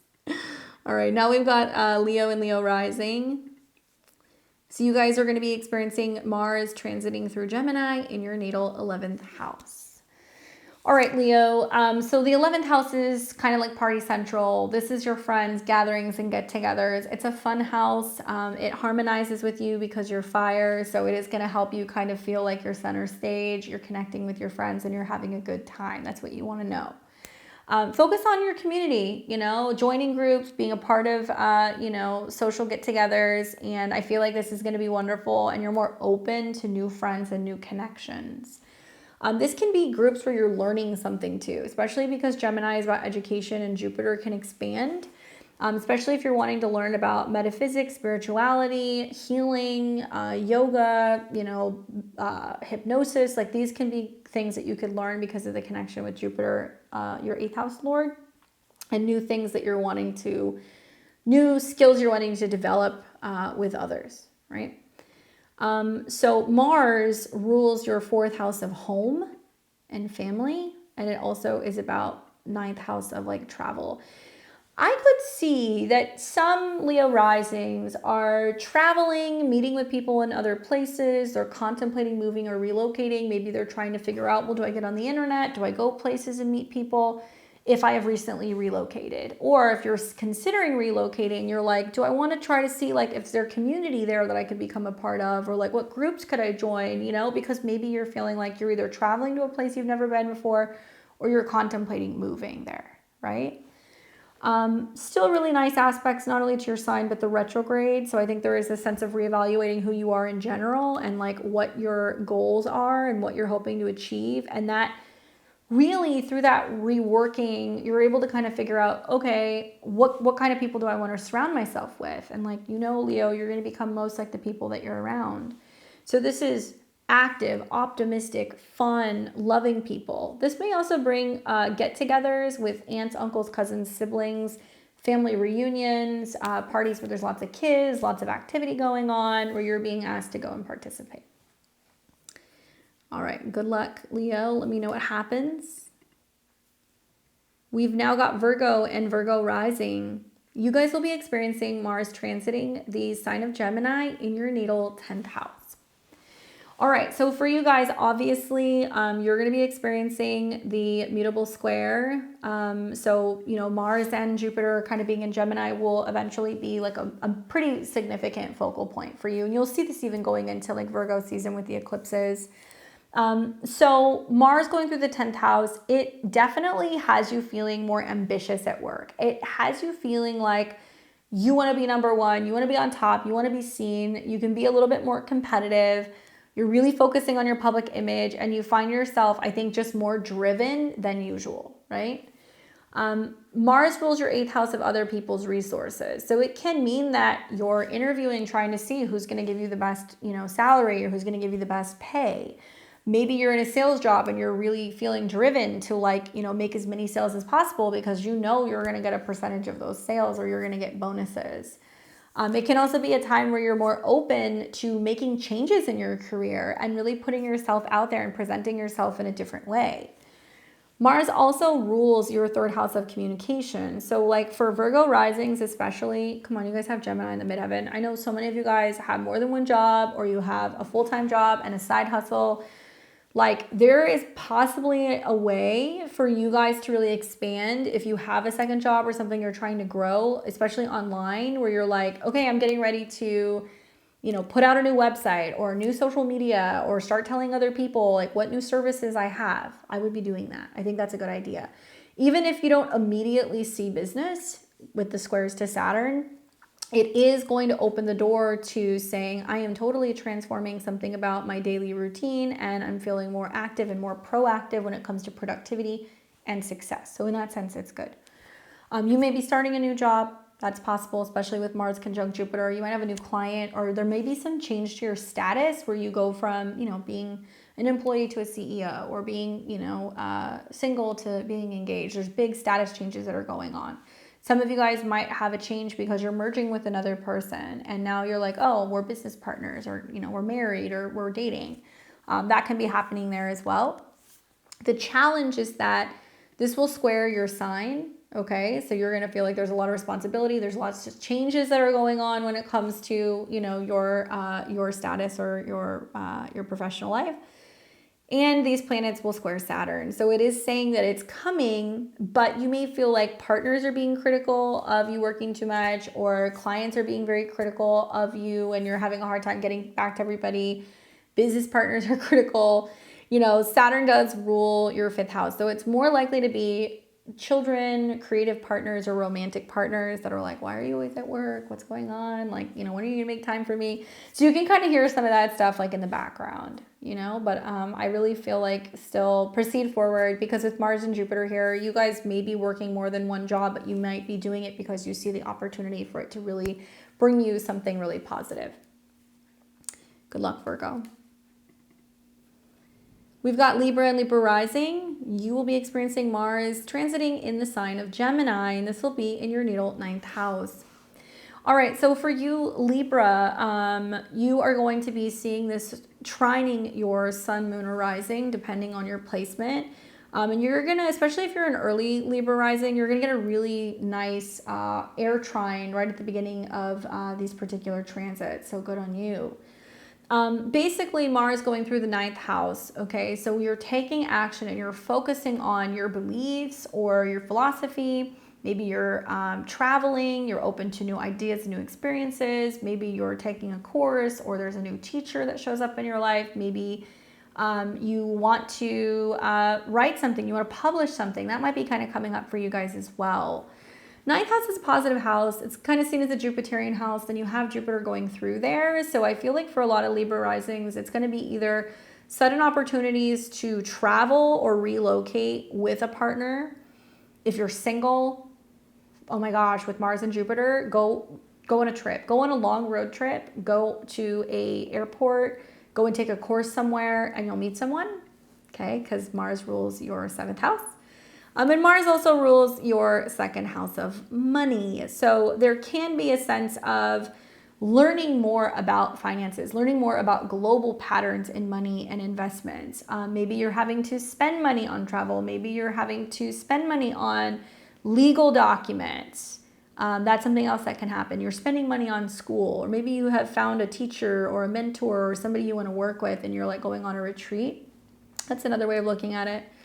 The challenge here is that you are going to see that Mars will start coming into some friction with Saturn and Neptune, right? And the way that I see this, Libra, is if you are having issues with time management, if you are having issues with like legal matters, If you are having issues with your health, you're going to go and find somebody who can help you sort through it, right? Sometimes the sixth house can be about settling lawsuits, so you may need an attorney to do that. If you're having health problems, you might be turning to Eastern medicine or other practices or things that are going to be more holistic, and you're reading books and you're learning things to kind of fix or remedy those problems. If you're trying to travel, right, or you're trying to go, you're trying to go back to school, this will be an issue because you're either going to have some scheduling issues or there's going to be some health-related things that are going to be impacting your ability to do those things because of the squares to Saturn, right? This is your schedule, your health, and your daily routine. And Saturn actually rules your fourth house. So it may mean, you're having a hard time getting all of your stuff done at home or walking the dog or whatever, or dealing with pets because you're traveling. That's another way of looking at it. Anyway, it may not be as difficult for you because you're going to have some trines here. Just be mindful of your health and your schedule because there can be a sense of like biting off way more than you can chew. So double and triple check your calendar as you're going through these transits so you're not hitting some of these issues with being able to potentially either travel or continue education. Good luck. All right, we have Scorpio and Scorpio rising. All right, so obviously Scorpio, this is important for you because Mars rules your chart. So Mars is changing signs. It's going into Gemini, and that will be in your natal 8th house. All right, Scorpio, so here's the deal. You can handle 8th house energies. I'm not worried about that. You are somebody who is naturally connected to, the shadow self, the other side, things that are intense, transformation, things that are taboo. So Mars going through the 8th house actually is pretty good because it means that you're going to have the opportunity to really focus on deeper desires and motivations. You might be exploring, new spiritual or psychological insights. You may be healing very quickly. There's lots of opportunity for sex. There's lots of opportunity also to have access to other people's money. Like, this is a good transit for you for the most part. The only challenge here is that Gemini is a sign that in conjuncts or quincunxes you, right? So Scorpio, so much of your transformation comes through a change of the mind. Gemini, how you communicate, what you share, what you read, what you learn. So as Mars goes through the 8th house, yeah, you may have to fight for a little bit of like what you want. There can be a little friction, but I don't think it's bad. Mars also rules your 6th house, not just your body, but also your 6th house. So you got kind of like health house rulers getting activated, and it's going into the 8th. Some Scorpio and Scorpio risings may go through a complete personal change of, of their mind, of how they communicate. It's a good time for therapy. Some of you guys might be contemplating surgery. Some of you guys are getting compensated from insurance because of accidents or injuries. Some of you guys are really focused on changing your physical health and your routines. Mars will come into conjunction with Jupiter, which for you is, I think, a really good transit, even though it's in the 8th house. Jupiter rules your money, okay? So this is what you possess. And when Mars and Jupiter come together in your 8th house, this is 2nd house from your 7th. Scorpio, if you have a client-based business, people are going to be handing you money. They're going to be like, whatever it costs, here, I got to have it, Or you're going to have, a spouse or a business partner who's suddenly going to have more money. There's going to be a windfall, or there's going to be some investment that you made with another person that's really going to pay off. Something's going to happen here. Jupiter also rules your 5th house. So for Scorpio and Scorpio risings, this could mean you're gambling and you have a winning. You had made an investment in something and now it pays off. Risky, matters of the heart could pay off, and it could be about, reaching new levels of intimacy and emotional connection with someone. This is also a pregnancy transit, Scorpio, all right? So when you see Mars and Jupiter, your Mars, Jupiter rules your 5th house, it means a little bit of sexy time could lead to there being a pregnancy, and this does square Saturn in your 5th house. And Saturn is retrograde. So if you're like, I've had a couple drinks, I don't care, whatever. Like, you could get pregnant, Scorpio. I'm telling you, this could happen. The other thing is that simultaneously, the ruler, Mercury, is retrograding into your 10th house of status, and it's in Leo. So it could be about how that you're changing the way that you look at how you make money, what you're doing for work, what you're known as, who you're known as. And so that it could be part of that too, that, suddenly that's changing because there's been some changes in your finances, right? Obviously, Jupiter, Mars, to me, kind of screams the potential for a raise, a bonus, a change in status, or an inheritance. Good luck. We've got Sag and Sag rising. All right, Sag, so you're going to be experiencing Mars transiting through the sign of Gemini in your natal 7th house. All right, so first of all, and I know I said this to you guys with the Mercury retrograde, but I'm going to say it again, all right? Because your planets are going to be squaring a bunch of stuff. Life gets a little colorful, gets a little loud this month, Sag, especially Sag risings.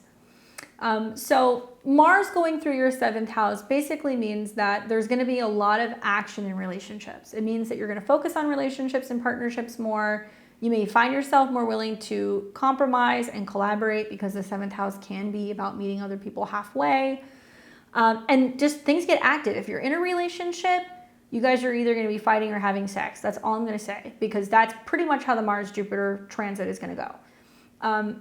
If you are getting along, it means it's because you're being active. So you guys are either having sex, or you guys are going running together, or you are like playing chess, or you're debating. There's got to be a way of being able to positively work with that Mars energy. You know, maybe you light candles when you have dinner. Maybe you guys like work out together, you know, whatever. These are things that I would be doing to diffuse some of the energy that can kind of be a little bit more combative. Now, Mars rules the 5th house, which is about romance, creativity, playtime, and having fun. It also rules the 12th house of the subconscious. So when your 12th house lord goes into the 7th house, like I said, you guys are either romancing or you guys are kind of dealing with some skeletons in the closet. Mars coming into conjunction with Jupiter, because Mars is your 5th house ruler, if you're a single Sagittarius rising, it means that you might meet the love of your life. Like literally, this is a transit with Jupiter you only see every 12 years. For those of you guys who are partnered, falling in love with your partner again, or meeting another person and being like, oh, do I want this or do I want that? Mars could be about spending a lot of time with a sibling. It could be about spending a lot of time with a child. It could be about finding out that a partner wants to get married or that they want to have a baby. It could be that. The challenge is that this opposes you. So because it's 7th house to your sign, it is relational. So you're seeing something very Mars-Jupiter about your partner. They're working out a lot. Maybe, you know, they're learning a lot. They're wanting to discuss and debate things with you. Not necessarily bad, but it's going to be a different perspective than you, Sag. So you're going to kind of see that your partner's going to be they're going to be a little dynamic if you're in a relationship. And if not, they can come in multiples. The challenge for me is when Mars squares Saturn, because there may be some sense of positivity, optimism. Let's do it. Let's go. You know, I think of like Talladega Nights, where he's like, I want to go fast, you know, Mars, Jupiter. And that square to Saturn is like, yeah, but, you know, like, let's be in this relationship, but you live halfway across the country, you know, let's get married. Okay, but where are we going to live? You know, these kinds of things. And so there's going to be some challenges, I think, with Saturn in your 4th house that's like, I have emotional roadblocks. I have family to take care of. I have a lease I can't break. You know, things like that you're going to feel like it's kind of knocking the wind out of your sails a little bit when it comes to developing and growing in relationships. See this as a speed bump, right? It's just a speed bump. It doesn't mean it's going to deny, but whatever you're dealing with now, you're probably still going to be dealing with at the end of the year. Just some food for thought. And don't fight with siblings. Be mindful of some of the energy with relationships. Try to focus on being a team, right? All right, good luck. We've got Capricorn and Capricorn rising. You guys are going to have Mars transiting Gemini in your natal 6th house, okay? So first of all, Mars loves being in this house. It does great here. This is where it finds its joy. It loves having something to do. So Mars going through the 6th house is wonderful if you're wanting to take action and focus on organization, health, productivity, finding a job, being of service. Like, these are good things to do, right? Mars traditionally rules your 4th house of home and family and your 11th house of groups and friends. So let's say, you know, you're really wanting to organize your home or your apartment, right? Great transit for it with your 4th house lord in the 6th. It means that you are organizing, you're putting labels on things, you're, you know, moving stuff around. You may have a friend that wants to come over and help you do it and help you kind of tidy up, or, you know, kind of help you downsize or, you know, clear clutter, because Mars rules the 11th. It may also be a time where you're going to group fitness classes, or you're working in collaboration with groups of people, or you're working out with, like, you know, in pairs. That could be happening. And, you know, the conjunction Jupiter means that the effects of working out is going to be positive for you mentally. It may also mean you're doing a lot more work, where you're having to process paperwork, or you're having to take notes, or you're having to write things. Sixth house is also accidents. Okay, so hear me out on this. Even though it's good for health and productivity and taking action, that's wonderful. It's not so great for the squares to Saturn. And so when that conjunction happens, it may mean that, you know, you are needing to find a specialist of sorts. It could be the right person to file a document, or the right person to be able to fix a vehicle, because they will square Saturn in your Saturn. So Mars rules family or home, and goals, and then Jupiter rules what you don't see coming and communication. So you might get some, you know, letter unexpectedly from a family member over an estate, and you're like, oh my gosh, you know, I need a paralegal, or I need an attorney to deal with this. You may have some kind of breakdown or issue with a vehicle, and you're like, I very quickly need to find somebody who can fix this for me. You know, so there is some sense of you being challenged by this, and there can be some communication issues and people who can be kind of feisty, or, you know, kind of difficult to deal with at work. Or when it comes to the help, you know, the sixth house could be an assistant that's getting kind of sassy. It could be, you know, dogs that are being kind of nippy, because the sixth house can also be pets. So you're actually going to be challenged by this. So the transits, the first half of the Mars transit in Gemini is going to be much easier. So pretty much all the way up till about, I would say, like the first week of August, it's easier to navigate. Then it gets a little bit more challenging for you. But focus on health, and not just physical health, but the impacts that it has on you mentally.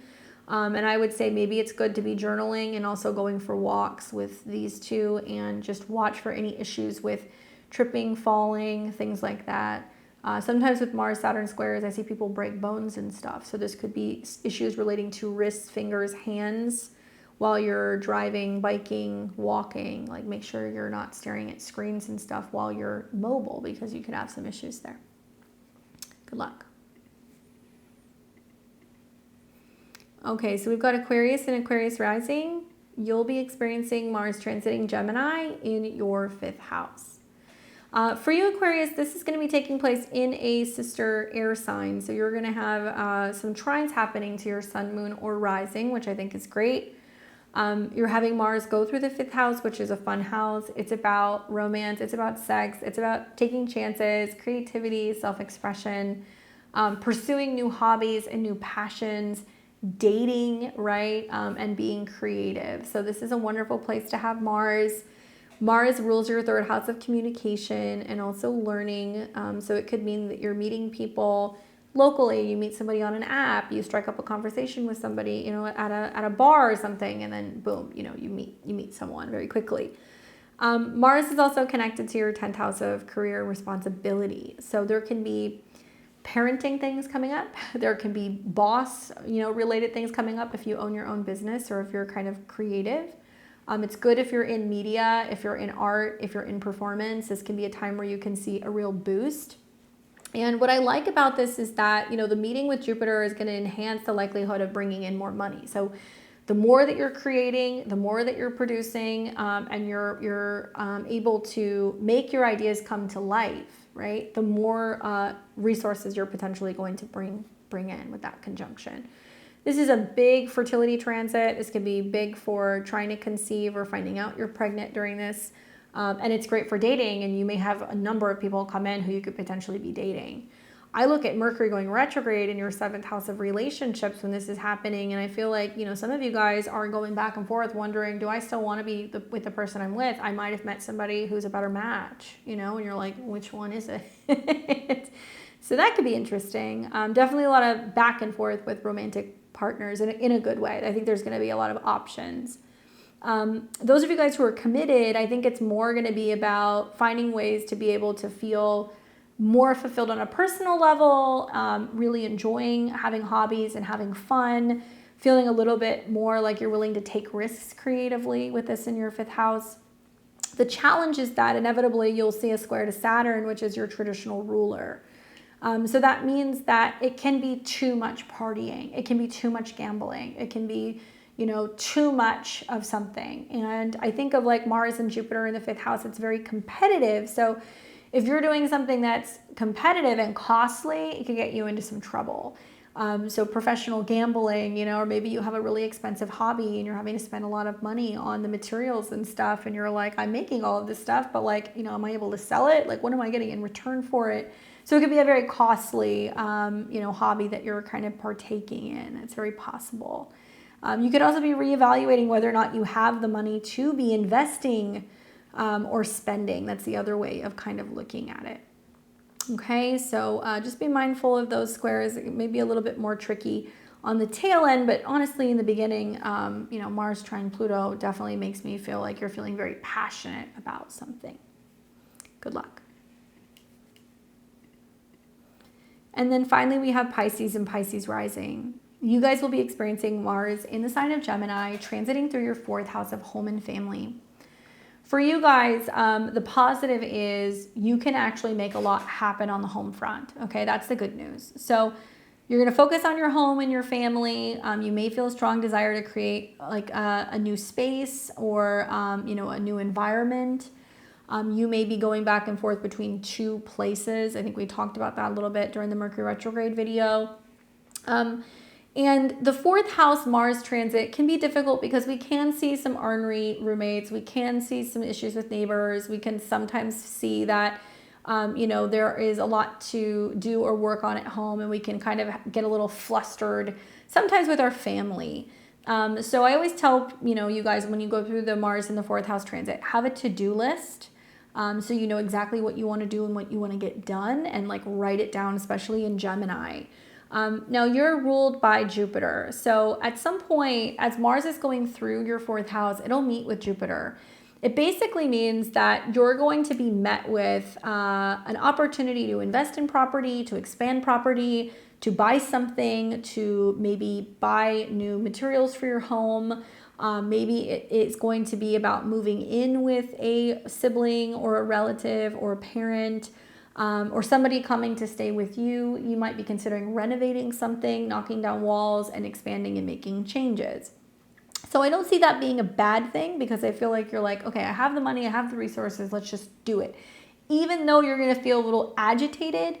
And if you're not renovating, maybe you're moving. If you're not moving and you're staying in one place, it's going to be that there is some change going on with your family and you're like, I don't want people in my home, or I don't have time to go there. You know, you may feel like a little like disgruntled with like having to make sacrifices for other people. But I think it's good because Jupiter wants you at home and taking some kind of action. So it's a great time to have like a to-do list of things you want to fix or things you want to tweak, or, you know, if you have things you've been meaning to hang up or walls you've been meaning to paint, like get all that stuff done. The other thing is that this will come into a square with Saturn in your chart, and then inevitably Neptune, and they're both in your sign.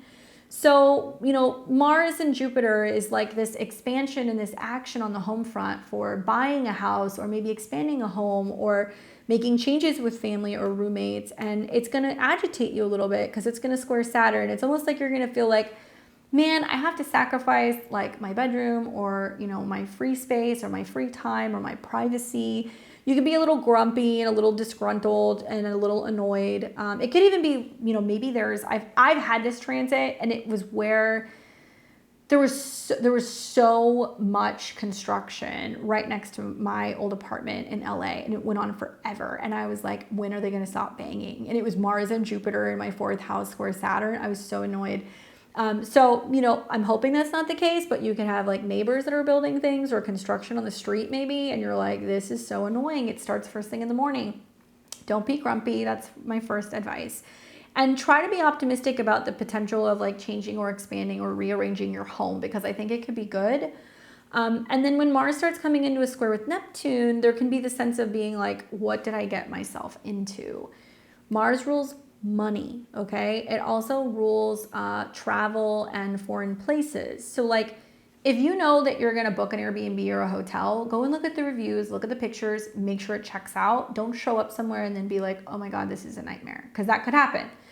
Equally, if you are wanting to rent an apartment or sign a lease, or if you're wanting to relocate to a city, go and look at it in person. Don't just go off the photos. It may not look the same. Physically go there, suss it out, feel out the neighborhood, look at the place. Make sure it's not a scam.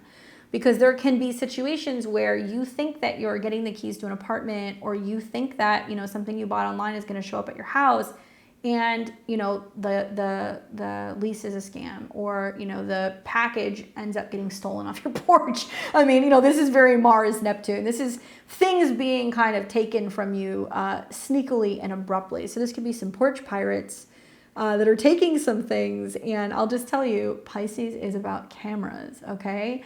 So if there's ruckus going on in the neighborhood, or if you're worried about, you know, the potential of whether or not, you know, something could get broken into with a transit like this, I'd be like, I'm going to put up a Ring camera or something on my porch, so I can at least see what's going on, so I can see access to where packages are delivered, or maybe where my car is parked, because I've had these transits and I've seen some of this stuff happen. Anyway, touch wood. Obviously, maybe it's just more about, you know, changing your home or renovating or moving, but certainly the squares to Pisces, Aquarius, and Capricorn can be a little bit harder to navigate for you guys. You guys are going to probably be a little bit more critical of whether or not something really is a good idea, right? All right, well, hopefully that's helpful for you guys. Obviously, we'll look at this as the transits go through. I'm going to do a video for sure on Mars conjunct Jupiter, because I think that just in itself, I want to talk more about that, and I may bundle that with a Mars Saturn or a Jupiter Saturn square, but it's all happening at the same time. Anyway, this is an advanced look. Enjoy this ingress right around the time of that very intense full moon in Capricorn. I'd love to hear your guys' thoughts on this, especially if you have Mars in Gemini. Let me know what that's like.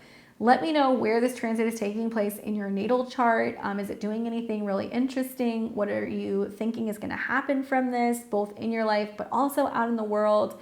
I love to hear your guys' responses. It's so awesome to see you interact with the channel. Any comments or thumbs up really helps the channel grow, and it helps get my content out there to other people who not only want to know what the heck is going on out there, but they'd like to learn astrology as well. So I appreciate your support, your likes, comments, and shares.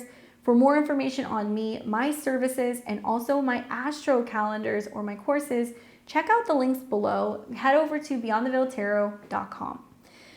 You guys enjoy your Thursday. I will catch you back here on Sunday. I will not be here tomorrow. It's full moon stuff for me. It's definitely happening. So I'll catch you next week for astrology, but make sure that you check me out on Sunday, and we will talk all about the astro weather for the week ahead. Take care and enjoy your weekend.